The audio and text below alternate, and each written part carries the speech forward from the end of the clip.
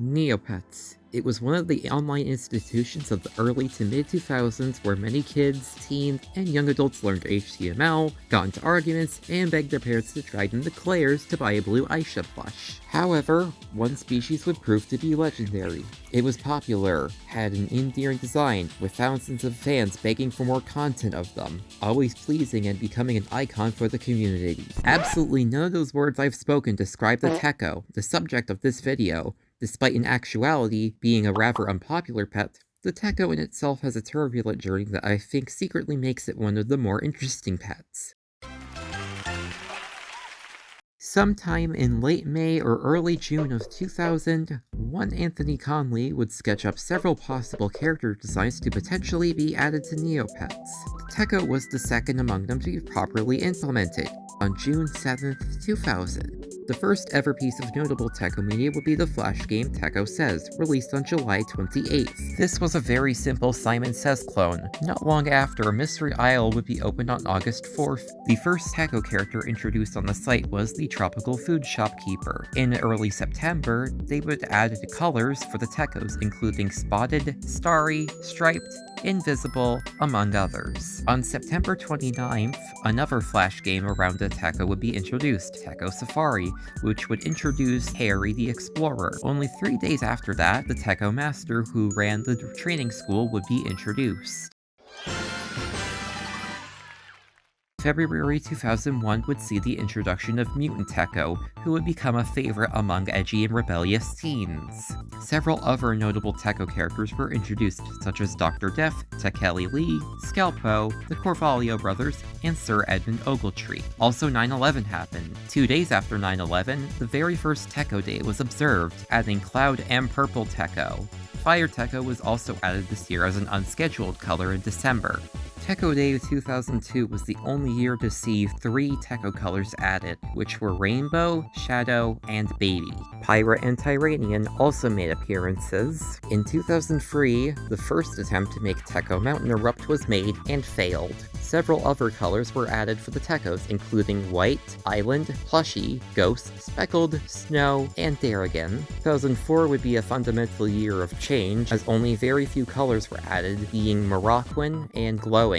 Sponge Techo was also infamously drawn and uploaded to the servers, but was cancelled. In October of 2004, the Techo was redrawn to be more in line with the modern site artwork. Techos also appeared in the Neopets trading card game, as well as received McDonald's plush toys. 2005 saw the introduction of Brown, Gray, Jelly, Checkered, Strawberry, and Christmas Techo as new colors. Neopets The Darkest Fairy would also release in November of 2005, which featured Techos in voice-acted roles. My most esteemed lord and master, King of Brightvale, may I present...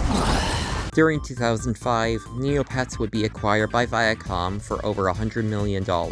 In 2006, coinciding with the World Cup at the time, the Altador Cup was introduced, and alongside 4 Techo athletes, color additions were few this year, with only Camouflage and Fairy Techo being added for Techo Day. In 2007, the conversion update was rolled out, which would once again update every Techo. This update proved to be unpopular, the only colors this year being Disco and Orange, only appearing on Techo Day. 2008 would see the release of Neopets Puzzle Adventure for the Wii and Nintendo DS. The player character in this game could be a Techo, and 2 additional Techo characters were in the game. The new colors introduced this year were Pink and Robot. January of 2009 would see the release of Neopets Quasara's Curse, one Techo, Damon, who is near indistinguishable from a normal green Techo. Desert and Electric would be the colors released for Techo Days this year, and a bonus color in Magma would also be released. By this point, there wasn't really anything major happening with the Techos. Royal Boy and Royal Girl Techo were added, but not much else has happened in 2010. 2011 would see the introduction of Swamp Gas Techo, who would be a short-lived favorite for the staff to include in animations and images. 2012 was once again uneventful for the Techos. The colors they added were Relic and Gold. 2 unscheduled colors in the form of Stealthy and Wraith were also added. In 2014, JumpStart would buy Neopets, and Biscuit and Maractite Techo would unfortunately be the last Techos drawn by the old art team before they were subsequently laid off in March of 2015. As a result of these production changes, Water and Pastel Techo became the first Techos produced under this new team, and be delayed from September 13th to October 2nd. JumpStart would later be acquired by NetDragon in 2017, who wanted Neopets to be used as a mobile brand. Several Neopets mobile games were published, but only Legends and Letters and Island Builders were the only games to feature Techos in any capacity. Island Builders even featured the exclusive color Patchwork. These Techos also released at these times. In 2021, Woodland Techo was released, but only a week after, Neopets Metaverse would be released, which would be one of the most unpopular and hated times in Neopets history. Thankfully, due to the Techos' unpopularity, they dodged a bullet.